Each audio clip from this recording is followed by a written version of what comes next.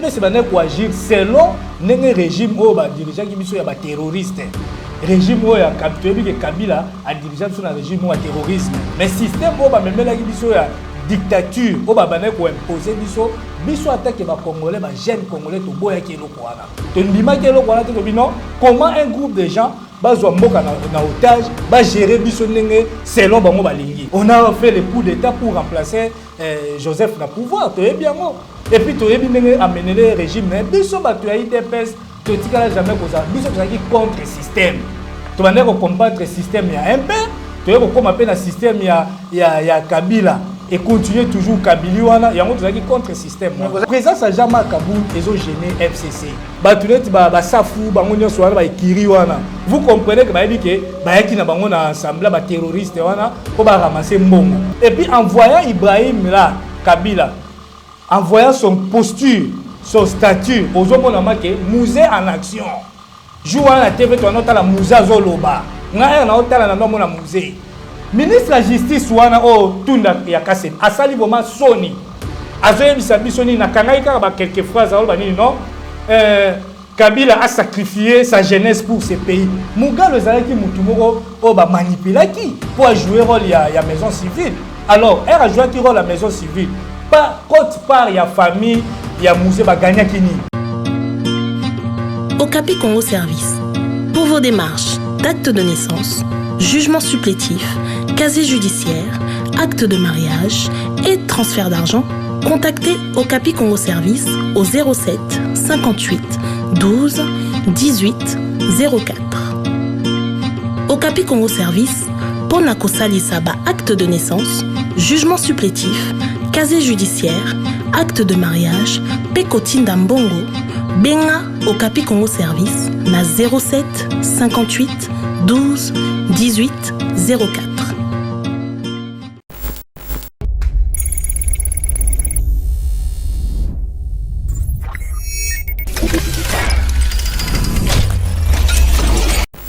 Beauté à Balandino sur télévision, ici quand nous sommes partout dans le monde entier, Bozolanda Bisso, et ça dit toujours on gagne merci bien bas la présentation et émission éco-politique. Vous avez belé à Kolanda Yeba TV parce que nous bozo pesa biso confiance on a besoin pousser biso tout ça là musala.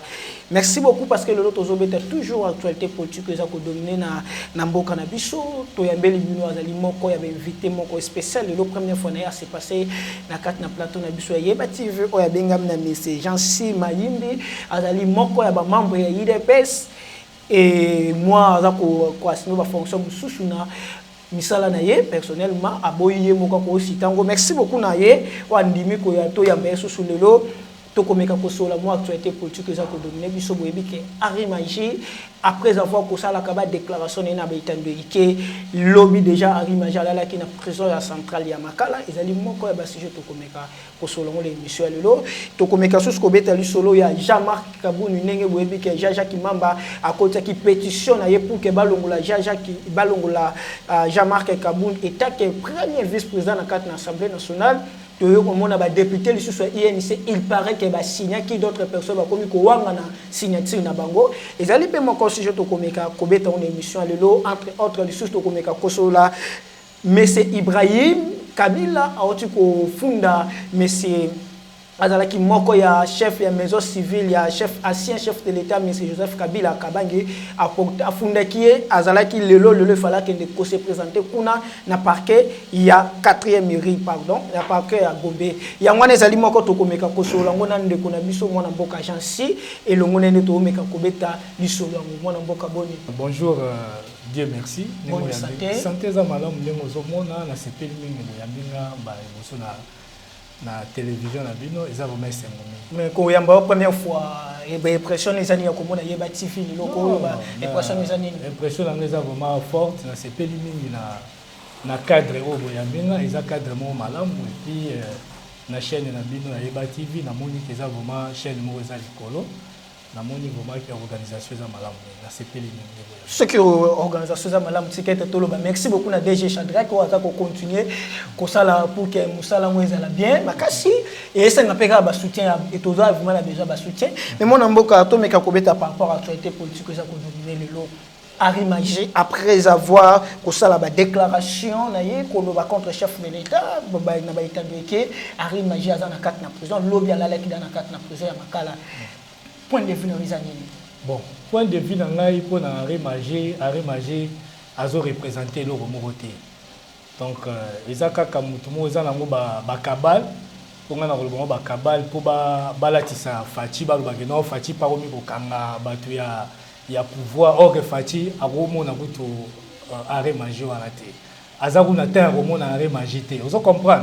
Parce que totali et ça suite il y a ba événement éléqué. Tout le monde suite il y a Mukuna, suite il y a enlèvement il y a ndeko Ibrahim Kabila, il y a mosikoyo ba kabal moko salami wana que non arrêt magique ba kangiye pour ko salir président de la République. C'est président de la République tout Fati a pu calculer arrêt majeur. Mais balobi ton bakangi ezale ki moko na ba conseiller chef de l'État za ki moko ya ba yo akavaka na chef de l'État nde azala ki na sima wana pour que na arrestation ya arrêt majeur sala mama yo zo beza ba kabal bokomi ko ki mango avant boy. Ce qui ezali moko ya conseiller ya chef de l'État a ko répondre na makamna parce que arrêt majeur abanda koloba déjà banda kala concernant chef de l'État o ba pesa ki pouvoir o ba sala ki boy o ba sala ki boy azaki mutu mo faye ba tia e kabon na arrêt magie na considérer ka comme leader ya ba jeune ya PPRD ozo comprendre aza omoni avant to ke na élection ya 2019 banda 2016 arrêt magie baza ba jeune ba utiliser ki bango mingi na Kabili ozo mona pour avant l'élection kende toyebi ke Henri Magé azaki nani azaki mutu ya moko oyo batindaka ba jeune ya PPRD batindaka na Burundi pour na Burundi ezali na mouvement mo esalamaki oyo tobengaka ba imbonera kure do ba imbonera kure wana bazalaki na plan oyo bandeki kosoutenir Paul Nkurunziza ba jeune wana bazalaki mpe na idée ke Paul Nkurunziza vanda alors bakomaki koutilize bango pour attaquer ba groupe en opposition ndenge moko kaka ba Henri Magé wana ba utilisaki bango après avoir utilisé bango bon azo continuer parce que toyebi na biso ba kabali ya ce qui a fait bakanga qui est pour la justice dans un état de droit bakangé ba bia sali bakangé par rapport à la déclaration contre le chef de l'État ba outrage contre le chef de l'État mais tokolo bani mwana mboka effectivement azaye moko te to mona pe ba yi IDPS ba mekaka ko finga mwana mboka Joseph Kabila tanga zalaki ba IDPS même na 2018 bo salela même de Joseph Kabila banzembo mais bakanga bango te tilo bazo tambola mais pourquoi ya bino kaka tamba mo ya lobby ba moko arrestation na yeboyi nani bakangi te oyo yebi na IDPS non to yebi mona mboka to yebi ke IDPS bosala banzembo boyebi ke IDPS boyemba ke Kabila wande boyembo boko IDPS eza état d'esprit donc IDPS ezali pona na nini ya changement ya mboka IDPS est milité pona 37 ans ya pouvoir ezalaki na contrepoids mo bana sala IDPS bana ko agir selon ndenge régime oyo ba dirigeant biso ya ba terroriste régime où il Kabila a dirigé sur un régime où terrorisme. Donc, arrestation à Congolais, pour abattre les Congolais, le rôle à chien. Alors, Nanine, ma cambouane, on va dire que ça, il y a un IDPS qui contre système. Tout ça qui contre, ton nom, on a vu Kabila. Mais système, on va même la dictature, on va imposer biso attaque les Congolais, les jeunes Congolais, tout boya qui est le Kouana. Tu ne dis pas que le Kouana, comment un groupe de gens bazwa mboka na otage ba gérer biso ndenge selon bango balingi to sepela ki na ngote mais bo sepela ki na ngote esko mais lelo opeke no ekomi na tour na bino o bino bosala ki na opposition o bino bokomi na pouvoir bokomi komona ngo mabe Kabila akoma na mboka mutu mo aboye ko wanga na te Kabila biso to vandiawa Kabila ya parachute aye ko zo pouvoir na ba demi mais remplacer pas na ya parachute ko remplacer te ezaki coup d'état ba remplacer pas ba mindele ozana preuve te ba démocrate américain ba cha Kabila na Nicolo la justice exactement ozo ba ezaki coup d'état ezaki après coup d'état et bon ba bomaki musendeli ezaki coup d'état to ba ndeli Herba sali coup d'état même na Burkina Faso ba bomaki Thomas Sankara pour Blaise Compaoré remplacer na ezaki coup d'état. On a fait le coup d'état pour remplacer Joseph na pouvoir, tu es bien mort. Et puis tu es bien amené le régime. Biso ba tu as IDPS, tu t'ikala jamais cosa. Biso tu as qui contre système. Tu vas pas combattre système ya un peu, tu es comme appelle un système ya Kabila et continuer toujours Kabili wana, ya tu as qui contre système. Vous avez contre système, vous savez na bango alias bota. Ba arrêta biso, exactement to lo ba kete oh, série les gens de l'IDPS ont été arrêtés et la plupart des IDPSiens coupés même des têtes, beaucoup ont quitté ces pays pour aller na ba kimi na ba pays musuba ba kendo vanda. Obi combien de gens de l'IDPS qui ont quitté ces pays à cause ya ba injustice ou salamaki vis-à-vis de bana pour combattre le pouvoir. Hein? Bon kokanga mutu nyonso ba okanga e. Oyo azalaka ministre na biso Oli Lunga. Azalaka mutu ya IDPS on l'a arrêté. Biso mo pe na IDPS oyo mutu asali mabe ba kokanga e. Ozoko ba ko poursuivre. Parce que mon amboka tango ozo ba kebino mo pe ba ko poursuivre ba to ba osala mabe. Mais tozo mo nango bozaki na ba IDPS bazo sala lelo ba dérapage bazo finga ba ko finga to mona même ba lobi na ndeko kamere ba ndeko ibino ba parlementaire de buna bino ba meki ko finga ko lobi mabe ko na kamere to moni place monter justice interpellé bango to moni même ke bazo lobo ba ko loba justice interpellé bango te mais yango ba congolais bazo mona ko justice ngo ezaka 2 points de mesure 2 points de mesure ndeko Dieu merci. Que justice et ça, combien de gens de l'IDPS se retrouvent à la prison?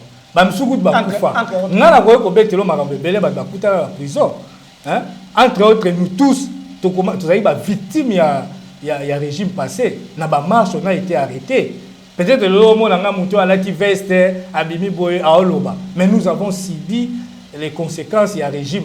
Et ça a été pour toi, le président place mais tout ça qui contre système à régime na o dirigé biso pendant ngana benga régime o uti les kazaki ba terroristes ils nous ont terrorisés après 20 ans ils nous ont terrorisés nous les Congolais na propre pays na biso to subir terrorisme ozo comprendre okolobaka bo batio na prison ozo comprendre état des droits oyo lelo tozomona ezaneti na tango ya président Fatite bazui mutunyo so bakangi are maja loba babiloba lobe belé tolanda be mission mais série ya IDPS ceux qui bakangi yo kaka bo prison ezako tout écoute koleka ero aussi ça dia batio combien de gens de l'IDPS ont succombé ba koti ba prison vous comprenez. Merci beaucoup mon amboka agency merci beaucoup to meka kopé ko fanda na studio ezali mingi ya Jean-Marc Kaboun ko azali et moi guerre moi makabozo le kana kat na assemblée nationale to ebi pe que non malgré ozali pe moko ba bazali proche à Jean-Marc Kaboun mais lelo to moni Jean-Marc Kaboun bazo ko na basali pétition na pour que alongwa na état que premier vice-président ya assemblée nationale ya yibino IDPS yo sa bino patient bon ngai ko sala nga pasité biso to mesala déjà na babilo ko ala bakuala doso to mesala na ngomé nana koloba nini ke étant que militant ya IDPS elo na koloba ke omoni pouvoir en place bazo monter ba stratégie bazala ba laboratoire na mona ba cabale na bango bazo sala oyo nyonso ala omona ba olinga o motion contre Jean-Marc Kaboun ezali eloko oyo to benga nini ezali montage na bango ba osala ezala ngo kutu Jean-Marc Mamba wana te soki Jean-Jacques Mamba eza FCC qui est derrière Jean-Jacques Mamba babi bon ce qui na FCC tozu to bimisi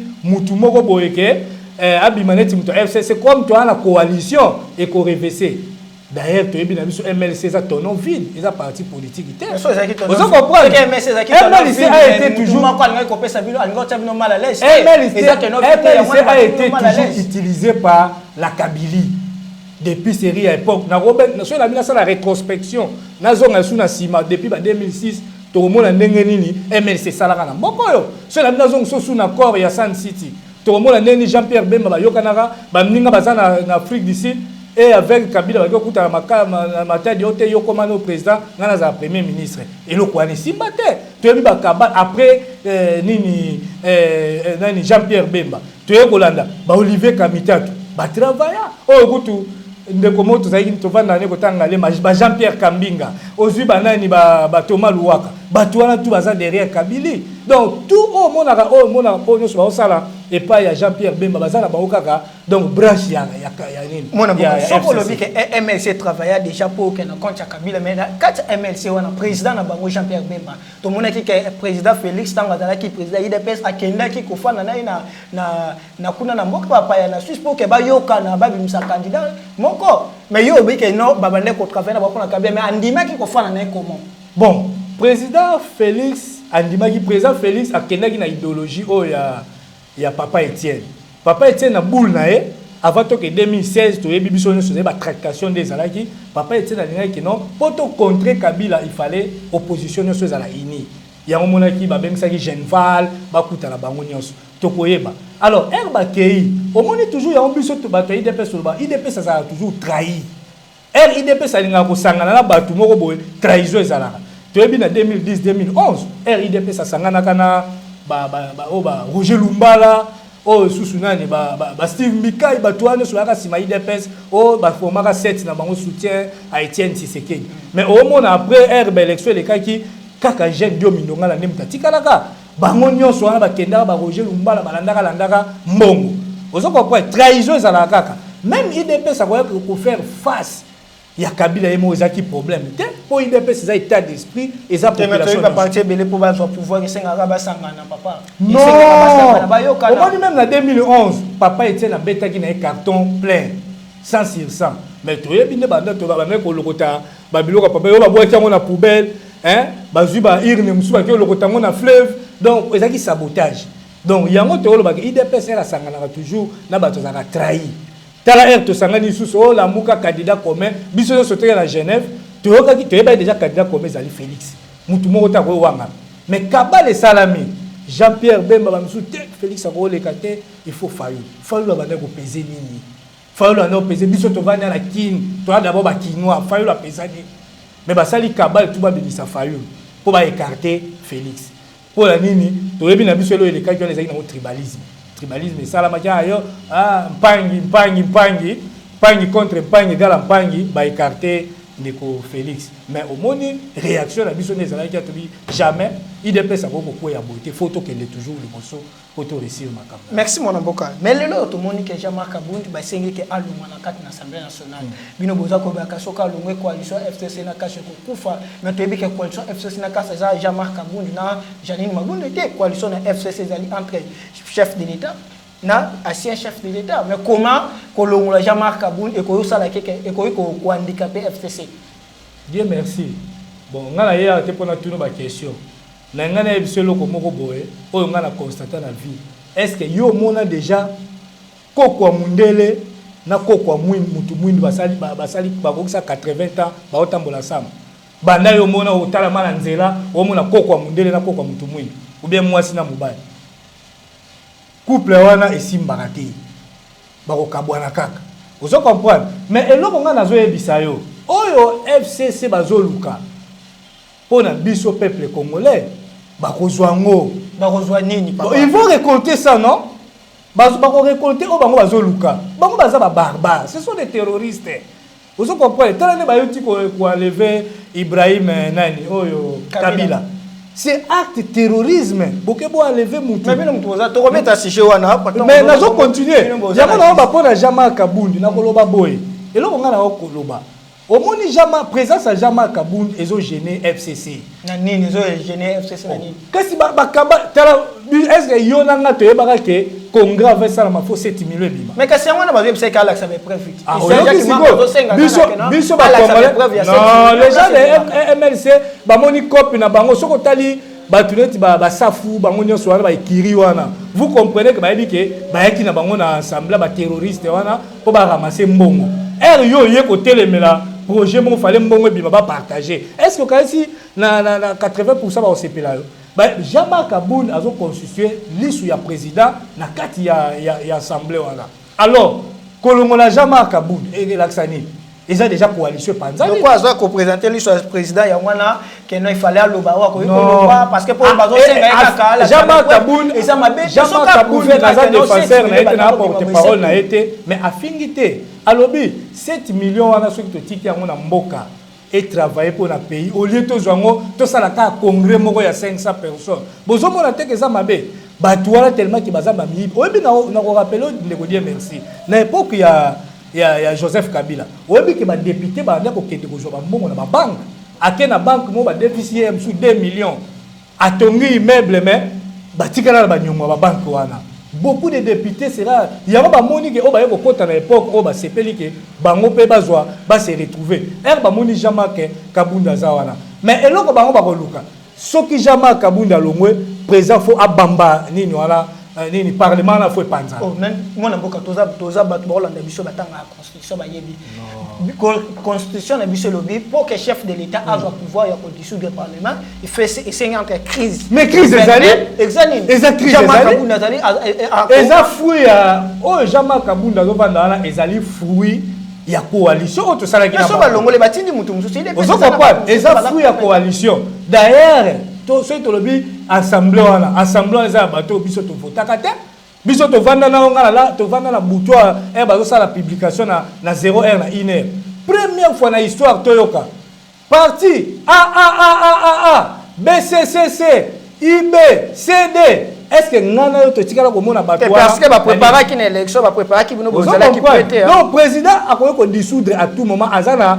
oba mo bane ko loba ba mende ba loba nini le pouvoir discrétionnaire du chef de l'état ozomona bato wana quand bachaki Kabila ba pesa ki e pouvoir rebelle na mboko akoyo ko diriger ko sala nyonso mutu akolongola zate mais le même eloko bachaki e ko kutana na Fachi ba eba iteke Fachi pe ako za na pouvoir wana siko yango moni ba kabal ba tu ya FCC ba na ba kabal ba o bazo monter vis-à-vis à IDPS premièrement 3 points o bazo sala pour présent Fachi deuxième kabal bazo beta balingaki ba diviser IDPS troisième au moni ba kena na ba conflit moko o erene na IDPS oh non jamais kabonité mandat spécial fois kende et simbité bazongi ko lo to raté na IDPS ko to landela esiko yo na assemblée pour to tcha bien libanda ozo comprendre yo ozo penser que ceux qui le lo jamais kabunda alongwe pays et que ça ezakimia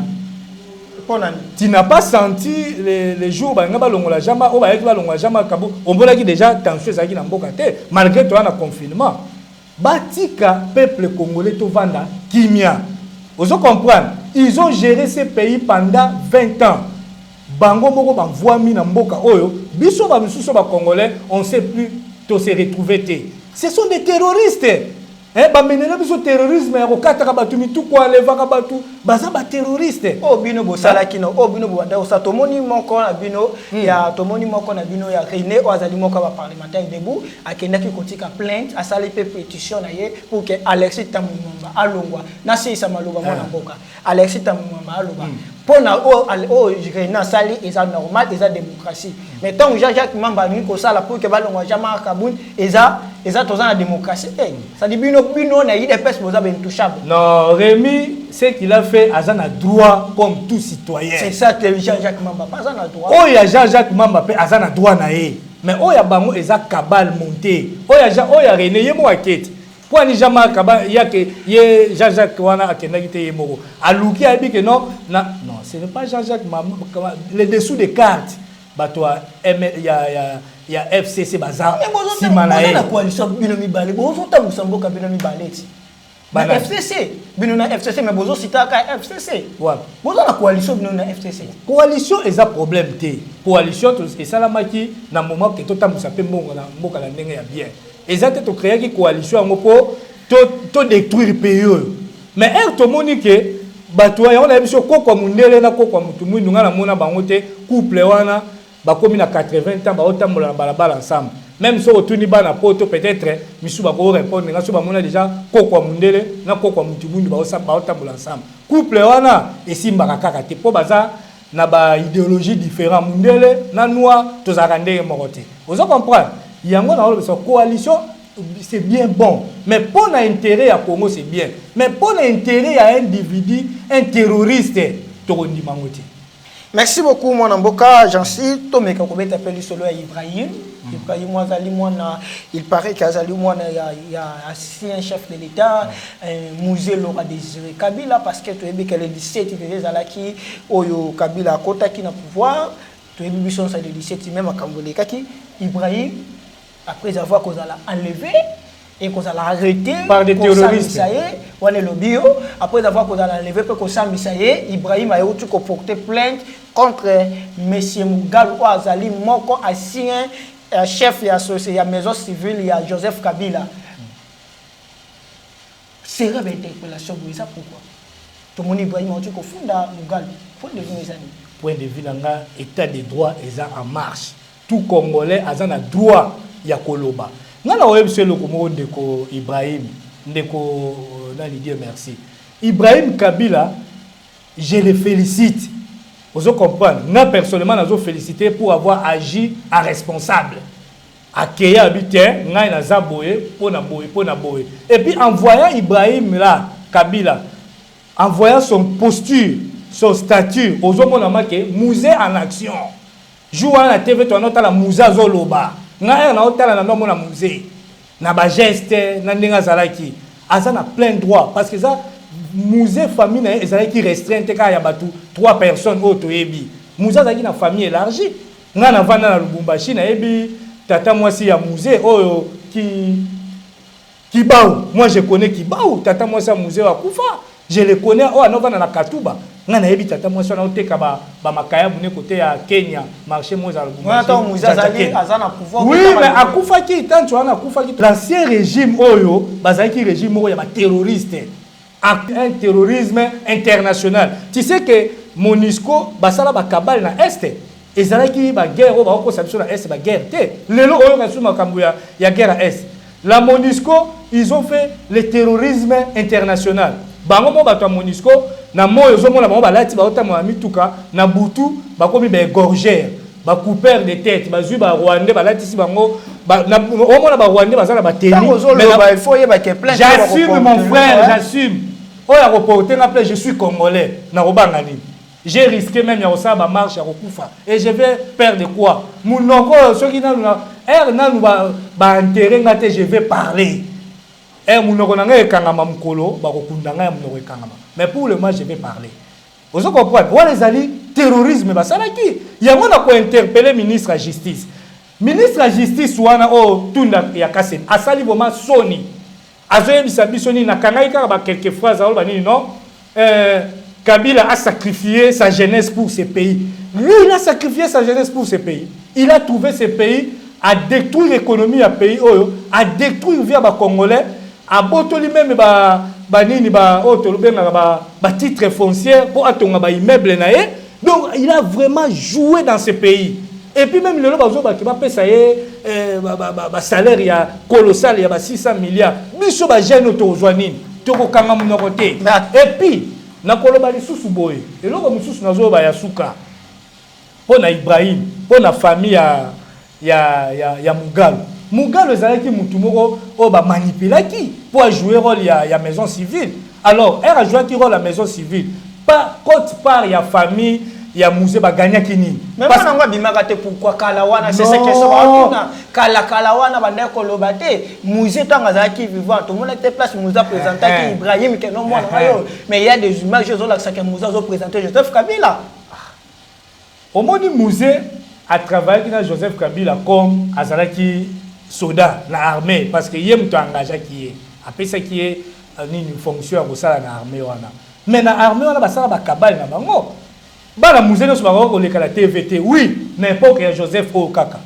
Je me rappelle bien d'une fille sœur moko mwana musée mo ya boso akufaka na cité verte bala aksa ngo na mission ba ko abattre na douche na e pourquoi ezalaki soki mwana musée no sanga bimisa mutu il faut bakata e yango bana ngo bazaki na kobanga ils avaient plein droit à dire que non la personne qui est là il ne nous protège pas yango yoka ba musu ba kima na Afrique d'ici bazaki un peu éparpillé. Parce que oh azali ko diriger mboka ayebaki kaka ke famille na ezali ya 3 personnes. Vous comprenez? Yango siko ba misusu ba komeka kobanga ah ceux qui tomi bibi ba koboma biso. Alors comme le président Fati ayo ko mema état de droit, mutu nyonso azafu a réclamer o ya komona eza correctité yango Ibrahim abimi. Kasi ba contredire et bon soki est-ce que ezali ki important ba ko kangaye? Soki ke Ibrahim azali ki te fallait pas ba ko carré. Alors pour na chité na zoyo ta ebelete to comprendre que acte basala qui wana ezali vraiment acte moko ils ont descendu trop bas acte moko moins réfléchi ya ko enlever nani Ibrahim wana asala qui mission na ce que toucha qui bango te mais ministère intérieur ça na maboko na bino ministère intérieur ça na maboko na bino bozana ministre délégué à défense ce que toi bozo ba ke on le va qui est bongo nana ngwa jouer ki chez wana na jouer ki chez wana mais ya lo ba kinini Ibrahim to landa ka ba kinga kati po ba tuana ba ko jouer ba kinga kati terrorisme batindaki ba terroriste ba ko enlever vous comprendre yango na koloba boy eloko suka na koya boyebisa même ministre de la justice tala ke bato ya pouvoir baza bato moko ya mabe batunye na top bon na osala publicité top Congo te batunye question yo tunda ya kasende alobaki d'abord le président Kabila a sacrifié jeunesse na epo aboma biso ba congolais a détruire mboko problème ezate je suis d'accord aye koloba isusu non oh non Nani journaliste a rappelé mais monsieur le ministre yonne mozawana ba initiaki ba dossier moko concernant ya ba fausse commune à Maluku ya Yumbi ya nini yoka réponse ya ministre abi naku tuna bossa ina yebite bino ne bo rappeler nga donc tuer les Congolais pour un salaire dit absolument rien parce que ici dans ce dossier qui en est l'auteur qui était terroriste et qui avait ordonné que les Congolais ne soient problème, les Congolais va koufa. Pour la ministre, dossier à fausse commune à Maluku, à lobby à Bossana qui a donc les journalistes n'écoutent pas rappeler yo ministre et la justice. Alors tu fais la justice pour qui? Alors bisonné tout ça pour répondre comme à la souka. Nous soutenons l'éveil patriotique Yamukuna. Tous soutenir en tant que Congolais. Et puis je félicite l'évêque Mukuna à braver la paix devant. Il y a des politiciens qui contre Kabila, monsieur Taboana coalition. Et contre Kabila, il dépêche pour récupérer. Aza contre Kabila, t'es. Soka Moutouma le Maba Kabila, il dépêche pour récupérer. Donc on récupère monter Aza citoyen congolais. Biso te défendons kaba valeur. Nous défendons les valeurs. Quand quelqu'un passe. Azana droit na ye to soutenir idéologie. Alors talasiko wapi lamuka wapi MLC wapi NC et puis tous ces leaders il y a ba opposants aujourd'hui Jean-Pierre Bemba aujourd'hui Fayoulou aujourd'hui Moïse Katumbi surtout Jean-Pierre Bemba et Moïse Katumbi ils ont eu les problèmes avec le régime passé mais Moutouni Nazakou donc les seuls hommes dans toutes ces républiques dans la République démocratique du Congo Ezali Mukuna a télémi à lobby que non Moutoyo a sali ma paix à Bobi Congolais, il faut pas traduire rien la justice. Alors baki on t'entend Azaki na Kabila bande ko lia place Simon comme on mboka tout. Non, c'est alors baki on t'entend Azaki na Kabila bande. Problème exacté. Azan de Kolabiso Congolais. Yango na biso que tous ces leaders wana ba ganga ka opposants bakanga ba misusu ba 10 ans na CPI pour la nini ba bimati ba porter Kabila plainte. Dio Mindonga la pas bimaki abimié pas porter Kabila plainte. On a besoin le bilan. Bon ni ka mais Dio Mindonga za lié na bino aza kana Dio Mindonga la. Bon ngana yebi dossier à Dio Mité place il est na place Souka. Franck Dio ngolbaka ya pardonna, wana les problème. Mais que c'est yango pe Moïse na bemba ba pardonner. Ils auront des problèmes. Ngana yebi sio ata ba kangi mukuna. Tokobi makaka toko porter ba plainte na biso. Oyebi ke biso na triomphal. En 2011, un papa Etienne a qui prêté, je chute, un papa Etienne a prêté un serment. Tu sais que na triomphal, moi, tu reçois la groupe, nous sauvons le Congo, nous allons porter plainte au général Kampeta. Oh, il y a Nini, autre bien un général, il y a Bamourawana. Il a ordonné que va tirer bateau pour encercler Stade des Martyrs en 2011, un papa Etienne a prêté serment. Il y a ils ont égorgé. Nous avons 3 camarades, mais camarades sont monarate. Mais moi, je suis assis, je ordre pesa maraba kata batwa kingo. Tant que ya kozana kinga katiwana, akola la pomite. Akola la pomite. Tant que kozana kinga kati akola la pomite. Soka zaki mayele, fa ke nata Bangladesh, ake biso to ko porter ma plainte. To mukuna. Boko kanga mukuna. Ezali bien, mais ils appellent Akobimaka. Mais ils appellent pour la sécurité. Pour vendre sa moukou na libanda, sa vie était en danger. Cause dans la prison, ils en ont bêté. Merci beaucoup, Moutouazana Léonard, c'est ma caméra. Ezali Meshaki au Tambola Netro. Un mot, parce que tu comme Nasuka. Pour na baati lukobo yango toyeb sabino ke souci na biso ezali d'abord ces pays soient dirigés par un fils digne de ces pays. Yango zomo na état de droit mututu a interpellé. Baati lukobo basala ba G pour ba casser. Ezaka baati lukobo té. So vu parti à Kyungu, ba dédoubler ngo. Ba dédoubler ba parti ebelé, même AFDCO yobi ya baati lukobo. Basala i dédoublement. Nyo so ezaki pour ba ko esa baati lukobo. Mo baati lukobo bino. Pourquoi pas nga pe na FCC na koyi kozala pe na ko ma présence Sénat. Pour na libino bozolo balaka Alexis. Bango ba monaki mabe ba bimisi ya ba neneti nkulu yango tolo bake. Le président Fati a fait un grand pas. C'est notre frère qui a fait un grand pas. Je remercie d'abord je suis très ravi que Nzambe a battu la bino chaîne qui est le bosso. Et là on a le président de la République Sikoyo n'est malade et puis ça biso ba congolais leçon. Toyeba moyens to ko fructifier mbongo na pays na biso. Ole ko na toujours ko tendre la main à l'extérieur. Et puis Touré, sa président de la République, c'est notre frère. Moi, je ne parle pas comme un politique, je parle comme un militant combattant. Donc, on a sa président de la République que, à ça, il faut vraiment que le pays n'a pas été restructuré.